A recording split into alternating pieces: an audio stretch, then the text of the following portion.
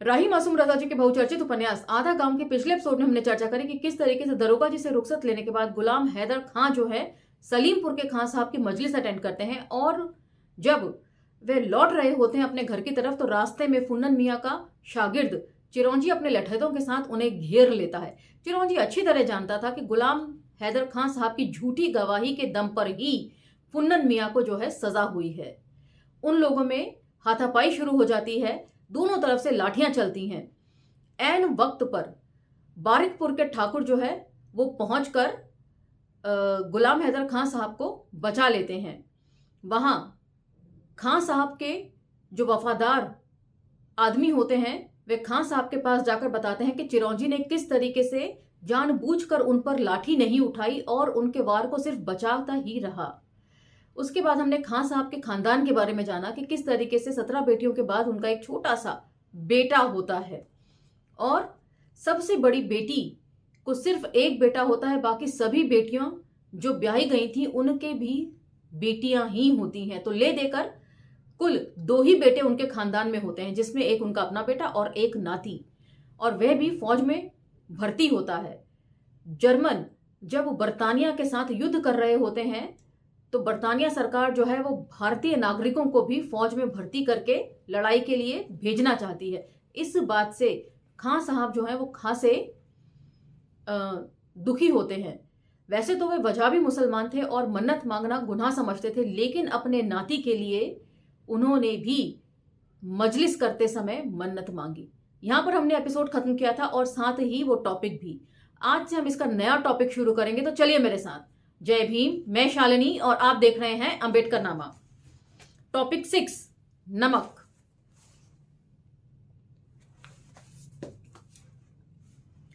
सुलेमान एक छतनार दरख्त की तरह थे जिसके साय में बच्चन को बढ़ने का मौका नहीं मिलता था। लेकिन सुलेमान मियां जो साल भर के लिए जेल गए तो बच्चन तड़ से जवान हो गई। उसे बाप के रंग के साथ साथ मां का नमक भी मिला था। वह काजल नहीं लगाती थी, लेकिन ऐसा मालूम होता था कि जैसे सुबह उठते ही झंगटिया बो ने उसकी आंखों में बड़े प्यार से काजल डाला है। उसने कद भी खूब निकाला था। तो ये झंगटिया बो और सुलेमान शाह वही हैं जिनका हमने पहले जिक्र पढ़ा है कि ये रोजे, नमाज और कसरत के सिवाय इन्हें कोई और शौक नहीं था। उसकी कमर इतनी पतली थी कि ख्वामखा हाथ में लेने को जी चाहने लगता था और कमर के नीचे चौड़े कूल्हों के खम यों लगते थे जैसे न्याज के कोरे कूड़े हों। उसका सीना तो दुपट्टे के काबू में ही नहीं आता था। दशहरी के काशों की तरह भरे भरे तरोताजा होठों से होकर जो आवाज निकलती थी वे इतनी रसीली होती थी कि रस अब टपका और तब टपका, और उसका जूड़ा इतना बड़ा होता था कि नईमा बी का सर छोटा मालूम होने लगता था। नईमा बी उससे बहुत जलती थी और झंगटिया वो तो उसके हुस्न से डरने लगी थी। गांव भर में बच्चन के टक्कर की एक भी लड़की न थी। वे इतने खूबसूरत निकली कि मौलवी सैयद बेदार हुसैन जैदी सदरुल फाजिल के बदन में भी गुदगुदी होने लगती थी और वे सोचने लगते थे कि हड्डी की फिक्र में अपनी जिंदगी खराब करने से कोई फायदा नहीं। एक रोज उन्होंने हकीम साहब से कहा, बुढ़ौती आ गई है भाई कबीर, इतना बड़ा घर काटने को दौड़ता है। हकीम साहब ने वही जवाब दिया जो उन्हें देना चाहिए था। बोले, मैं तो कहता हूं मुताह कर लो। यही मैं भी सोचता हूं। सुलेमान की लड़की बछनिया कैसी रहेगी। मतलब वो लड़की इतनी खूबसूरत थी कि मौलवी साहब का ईमान भी डोल गया उसके ऊपर। और हड्डी में दाग, ये हम पहले भी पढ़ चुके हैं जब हमने गुलाम हैदर खां साहब के बारे में पढ़ा था कि उनकी हड्डी में दाग है, मतलब 4 पीढ़ी पहले उनका रक्त जो है वो मिश्रित हो गया था। तो बात ले देकर मिश्रित रक्त को लेकर हो रही है। हकीम साहब को रिश्ता पसंद नहीं आया क्योंकि वे ये नहीं चाहते थे कि उत्तर पट्टी की एक जायदाद का कोई हिस्सा दक्षिण पट्टी वालों के हाथ आए। लेकिन जब उम्र जाया करने के बाद मौलवी बेदार हुसैन सदरुल फाजिल की शादी का ख्याल आया था तो वह बेदर्दी से पट्टीदारी का मामलात नहीं छेड़ सकते थे। तो लड़ने के लिए भी इन्हें आपसी वजह चाहिए होती थी, किसी और तक पीछे ये लोग लड़ाई झगड़ा पसंद नहीं करते थे। बात ये थी कि मौलवी बेदार को 20 साल पहले अपने घर में तन्हा रहते थे। 40 साल पहले उनकी भावज का इंतकाल हुआ था। एक भतीजी थी आसिया, उसकी भी शादी हो गई थी। नूनहारा के अली अकबर मियाँ से। उसकी शादी के कुछ ही दिनों बाद मौलाना के बड़े भाई का भी इंतकाल हो गया और मौलाना घर में बिल्कुल अकेले रह गए। ये कोई 20 साल पहले की बात है। मौलाना ने शादी इसलिए नहीं की कि उनके वालिद किबलाओ काबा होने की हद तक मौलाना थे, बड़े नस्साब भी थे। उन्होंने जो हिंदुस्तान के सैयद खानदानों के नस्ब नामों को खंगाला तो मालूम हुआ कि अब कोई बेदाग सैयद घराना है ही नहीं जिससे वह दूसरी बहू लावे। तो वही बात हो रही है रक्त की शुद्धता को लेकर। चुनाचे मौलवी बेदार हुसैन सदरुल फाजिल एक लकोदक मकान में जिंदगी को भुगतने के लिए तनहा रह गए। दिन तो ज्यों त्यों गुजर जाते लेकिन रातें परेशान करती। बाहरी मकान में तो उनके चरवाहे और 2 नौकर सोते, लेकिन वे खुद रियाज के मुताबिक जनान खाने में सोया करते थे। एक ऐसे जनान खाने में जो बराए नाम जनान खाना था। चुनाचे मेहराबों के खम यानी रात तक उनका मुंह चढ़ाया करते थे। मुहर्रम के मकान का जनाजा हिस्सा खासा लंबा चौड़ा था, क्योंकि जब मौलाना के मुरीसे आला ने मकान बनवाया था तो उन्हें इसका ख्याल भी नहीं आया था कि एक जमाने में सैयदों का ऐसा अकाल पड़ेगा कि बेदार को कोई लड़की नहीं मिलेगी। और मौलवी बेदार इसी वीरान जनान खाने में कैदे तन्हाई से दिन गुजार रहे होंगे। गया अहिर की लाठी खाने के बाद तन्हाई का यह दर्द इस कदर बढ़ गया था कि दुलरिया भंगिन उनकी निगाहों की हरारत से पिघल पिघल जाती थी। लेकिन मौलाना से देखते ही रहने के सिवा जब कुछ और ना हो सका तो दुलरिया भी उनसे नफरत करने लगी। दुलरिया का मियाँ महावीर उससे 12 साल छोटा था, तो अक्सर औरतों को सजा देने के लिए इस तरह से बेमेल या बेजोड़ विवाह कर दिए जाते थे कि इसकी जवानी जो है अब सह सह कर निकले। दुलरिया 22-23 साल की कसी कसाई लड़की थी। कोई 4 साल पहले जब वह ब्याह कर आई थी तभी से उसने गंगौली में छोटी मोटी हजारों नहीं सैकड़ों और सैकड़ों नहीं तो 50 रकाबतों की बुनियाद जरूर डाली थी। वे जिधर से टोकरा लेकर गुजर जाती उस रास्तों की शाखों में आंखों की 1000 कलियां खिल जाती, दरवाजे बाहें बन जाते थे और बस खटों में नब्जें धड़कने लगती। हद तो यह हो गई कि इससे काम करवाने के लिए कई राखियों और जुलाहों ने अपने अपने मकानों में पाखाने बनवा डाले। मतलब सोचिए कितनी खूबसूरत होगी। और यहां पर यही शब्द लिखा है कि वो भंगी थी और एक भंगी महिला को भी पाने की होड़ लग गई थी लोगों में। जात पात मानने वाले भी जो हैं इन भंगी औरतों के पीछे पीछे मारे मारे फिरते थे। क्योंकि शब्दावली इसी तरीके से इस्तेमाल की गई है तो इसलिए मैं भी इसी तरह के शब्दों का इस्तेमाल कर रही हूं। वरना सैदानियों के अलावा तमाम औरतें गोल बनाकर लोटे लेकर खेतों में जाती और वहां पास पास बैठकर सासू की शिकायतें किया करती थी या सरगोशियों में अपने ख्वाबों और महरूमियों की बातें करती थी। कभी कभी कोई लड़की अंधेरे में जरा दूर सरक जाती तो कोई नई बेजबान कहानी बन जाती थी। सिर्फ सैदानियों के पैरों में इन कहानियों की जंजीरें नहीं होती थी, क्योंकि वे खेत नहीं जाती थी, बल्कि उनके लिए घरों में गंदे सड़े हुए संडास थे। लेकिन ऐसा नहीं था कि सैदानियों के हिस्से में कहानियां ही ना आई हों। फला मियाँ की बीवी अपने भतीजे में फंसी है, फला को उसके देवर ने रख छोड़ा है, लेकिन इसमें कोई शक नहीं था कि इन कहानियों में भी हड्डी का ख्याल रखा जाता था। यानी ये कभी नहीं हो सकता था कि फला की बीवी फला राकी या जुलाहे में फंसी हुई है। पुरुष बेशक अपने से कम जात वाली औरतों को रख सकते थे, लेकिन औरतें ऐसा कभी नहीं कर सकती थी। यहां तक कि कहानियों में भी नहीं ऐसा करती थी। मौलवी बेदार हुसैन सदरुल फाजिल के हिस्से में कोई कहानी इसलिए नहीं आई कि उनके जनान खाने में कोई औरत ही नहीं थी। आसिया की मां का इंतकाल चूंकि बचपन ही में हो गया था, इसलिए उसकी परवरिश उसके ननिहाल में ही हुई थी। जिस घर में कोई औरत ही ना हो उस घर में कोई औरत किस बहाने से आए। चुनाचे जब दुलरिया आई तो मौलवी बेदार बेचारे की समझ में ना आया कि वे उसे देखते रहने के सिवाय और क्या करें। इसलिए दुलरिया उनसे नफरत करने लगी और किसी न किसी तरह उसने मौलवी मौलाना के घर अपनी बेवा ननद को लगा दिया, जो 50 साल की निहायत ही बदसूरत औरत थी। मौलाना साहब बेचारे बिल्कुल ही मायूस हो गए थे कि रोज उन्होंने फुन्नन मियाँ के घर से झांकती हुई बच्चन को देख लिया, जो सामने ही कबड्डी खेलने वाले लड़कों को देख रही थी। जाहिर है कि मौलाना उसे मुड़ मुड़ कर नहीं देख सकते थे, इसीलिए वे आगे बढ़ते चले गए। लेकिन फिर लगातार कई दिनों तक बछनिया का ख्याल लाल चींटियों की तरह उनके बदन से लिपटा रहा। हकीम साहब को ये तफसीलात नहीं मालूम थीं, लेकिन उन्होंने अपने बाल धूप में नहीं सफेद किए थे। उन्होंने जब ये देखा कि 50 बरस के मौलाना एक गैर सैयद और हरामी लड़की के बारे में बातें कर रहे हैं, तो उन्होंने जान लिया कि दाल में कुछ जरूर काला है। क्षमा कीजिएगा, इसी तरह की शब्दावली पूरे उपन्यास में बिखरी पड़ी है। इसलिए उन्होंने मौलवी बेदार के सवाल का फौरन कोई जवाब नहीं दिया। भाई ओ ता हरामी है। आखिर उन्होंने एतराज का एक पहलू निकाल लिया। ता एक ओका कौन कसूर है? मौलवी बेदार ने कहा। ओका कसूर तो ना है, बाकी लोग का कहीं है। ईता कहीं ना लिखा है कि एक हरामी लड़की से निकाह नाजायज है। आखिर हमहू सुल्तान बमदारिस में भाड़ ना झोंका है, हुआ कुरान हदीसे ना पढ़ते रहे। तक का कहीं ई ना लिखा कि हरामिया से ब्याह ना करे को।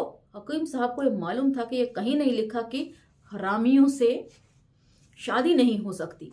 फिर भी उन्होंने सवाल किया। हालांकि लिखा हो या ना लिखा हो, लेकिन ये बात कुछ अच्छी नहीं मालूम होती थी कि कोई सैयद ज़्यादा किसी हरामी लड़की से शादी करे, और हरामी भी कैसी कि जिसकी माँ चमाइन हो और वह भी दक्कन पट्टी की चमाइन हो। तो जात का पूरा ख्याल रखा जाता था। इस इंसिडेंस को पूरा आगे हम पढ़ेंगे कि ये कितनी नायाब सी घटना थी सैयद खानदानों के बीच में। क्योंकि हकीम साहब ये बातें नहीं कह सकते थे, इसलिए मौलवी बेदार हुसैन सदरुल फाजिल ने उन्हें कायल कर लिया।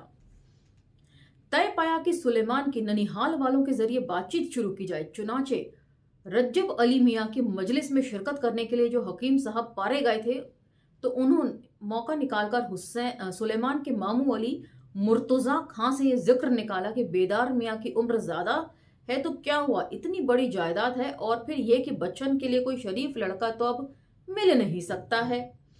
चुनाचे जब एक जुमे को अली मुर्तजा खान सुलेमान से मिलने जिला जेल गए, तो उन्होंने इस रिश्ते का जिक्र किया। सुलेमान ने कहा कि वह भैया यानी वजीर मियाँ और मंझले भैया यानी बशीर मियाँ के राय के बिना कुछ कह नहीं सकता।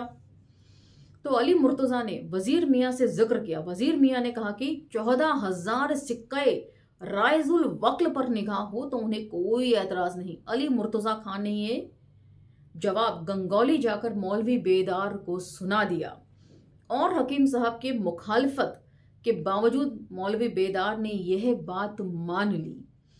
तय ये हुआ कि चंद महीनों के बाद सुलेमान जेल से छूटकर आ जाएंगे तो निकाह हो जाएगा। ये खबर छिपी रहने वाली नहीं थी, पर लगाकर उड़ी और आसिया की ससुराल की खपरेल पर बैठकर बांग देने लगी। आसिया ने ये सुनते ही डोली मंगवाई। आसिया की डोली दक्कन पट्टी के बड़े फाटक में उतरी, जहां नईमा बी और उनकी बहन कुबरा के सिवाय और कोई न था। जाहिर है कि आसिया जैसी खरी सैदानी इन पैबंदियों की मेहमान नहीं हो सकती थी। चुनाचे वे अग्गू मियाँ के खाली घर से होती हुई फुस्सू मियाँ के घर चली गईं। सुबह का वक्त था। रब्बन भी धूप में बैठी ताम चीनी के एक बड़े प्याले में चाय पी रही थी, और फुस्सू की बीवी सकीना भी बावर्ची खाने में चुपचाप बैठी अपने मायके को याद कर रही थी, और उसकी बड़ी बेटी सलमा चपातियां बेल रही थी। फुफ्फू आदाब। आसिया ने रब्बन भी को सलाम किया। जीती रहो। रब्बन ने प्याले को पलंग पर रखकर कहा, ए धिया तू ता नैया रमालान को एकदम है भूल गयो। का बताएं फुफ्फू, कभी हई बीमार है तो कभी हऊ बीमार है। अब फिर हिया के पास आवे। आसिया बोली, एक तो चच्चा है तो सुन रहे हैं कि वो बछनिया से बियाह कर रहे हैं। नौज। रब्बन ने नाक पर उंगली रखी। ए बेदार सठिया गए हैं का? ले तो बेचारे अकेले घरवा में का करे। सकीना ने बावर्ची खाने से टुकड़ा लगाया। अब बेचारे बुढ़ाए गए हैं, बदन और दिल दुखत हुए हैं। हम मजाक ना करे हैं भौज। आसिया ने कहा, सच्चे बिया होए गवा तो बिरादरी वाले का कहीं हैं। तो बिरादरी वाले आके उनके बदन दबावें, उनके खोए खाए पिए का ख्याल रखें, और तुम्हें उनकी बड़ी फिक्र है तो तू ले जाके रख ले उन्हें। सकीना ने दूध का दूध और पानी का पानी कर दिया। ई कहो कि सोच्यूं कि अब वो बिया किहिन और लड़का बाला हो गई तो जमींदरिया चली जई है तोहर। आसिया तिलमिलाई, जे की जमींदारी हुई ओहे ना फिक्र करी है। ए बहिनी, हमहू कोई भिकमंगन के घर से ना आए हैं। सकीना ने सोचा कि फासला ज्यादा है, इसलिए वह बावर्ची खाने से उठकर आंगन में आ गई, लेकिन रब्बन भी ने मदाखलत की। बहुत दिनों के बाद गंगौली की ठहरी हुई जिंदगी में तूफान आया था। फौजदारियां तो होती ही रहती थी। मर्द हैं तो ताक झांक भी करेंगे, रखनियां भी रखेंगे। आखिर गोरे मियाँ ने याकूत को रखा और जहीर मियाँ ने पुखराज को। फुन्नन करामत अली की बीवी निकाल लाए, लेकिन अब तक किसी सैयद ने किसी रखनी की लड़की के लिए प्याम नहीं भेजा था। ऐसे मौजू तो कई जिंदगियों के बाद मिलते हैं। चुनाचे रब्बन बी ने अपनी बहू को घुड़क दिया, ए दुल्हन, ईता कोनो लड़े की बात ना है। तो ये सबसे खास बात थी। लोग औरतों को रख लिया करते थे। कलमी लड़के लड़कियों का जिक्र हम पूरे उपन्यास में पढ़ते आए हैं, लेकिन ये एक अनोखी बात थी कि किसी रखी हुई औरत, और वो भी नीची जात की औरत की बेटी से कोई निकाह करने का सैयद नहीं सोच सकते थे। वो सिर्फ मौज मस्ती या दिल बहलाने के साधन मात्र ही हुआ करती थी। नीची जात की औरतें निकाह करने के लिए नहीं हुआ करती थी। सकीना दिल ही दिल में रब्बन को कोसते हुए बावर्ची खाने में चली गई। वह रब्बन भी से सख्त नफरत करती थी। बुढ़िया मरने का नाम ही नहीं ले रही। कुंजियां संभाले बैठी हुई थी। कुंजियां मतलब घर की चाबी।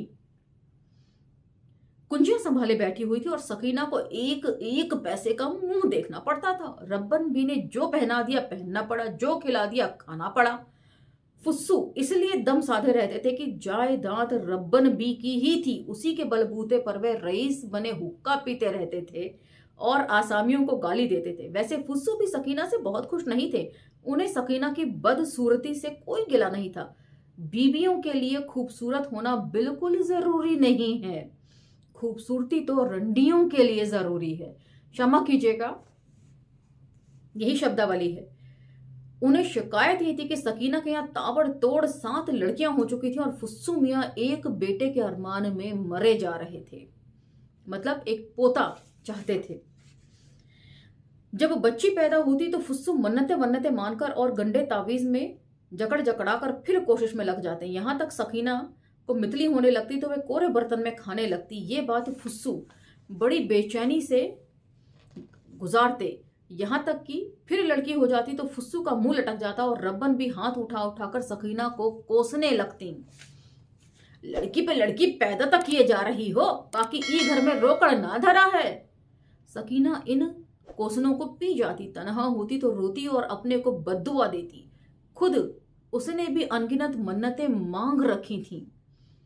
साधुओं फकीरों पर न मालूम कितने पैसे खर्च कर चुकी थी। रब्बन भी को यह मालूम नहीं था, मगर सकीना ने अपना उत्तराज बिकवाकर एक आमिल से छल्ला खिंचवाया था। उसका नतीजे में तीसरी लड़की हुई थी और तब दुआ ताबीज पर से सकीना का एतराज उठ गया था।